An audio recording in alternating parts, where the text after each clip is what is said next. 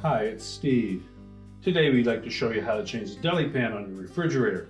It's a really easy repair. Let me show you how we do it. Now to do this repair, we'll begin by removing any items that are in your existing deli drawer. And then we'll pull it all the way forward until it comes up against the stops. And then just lift up on it and pull it the rest of the way out so that the stops will clear.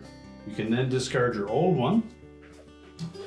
So before we slide the new one in, make sure there's no damage to those stops or anywhere else on that deli drawer. Line it up in the tracks and slide it into place. Now to prolong the life of that deli drawer, make sure that when you close it up, that you push it all the way back into the shelf so that the door doesn't contact it when you close the door. And as well, if you need to clean it, make sure you just use warm soapy water solution and not to put it in a dishwasher. And your repair is complete.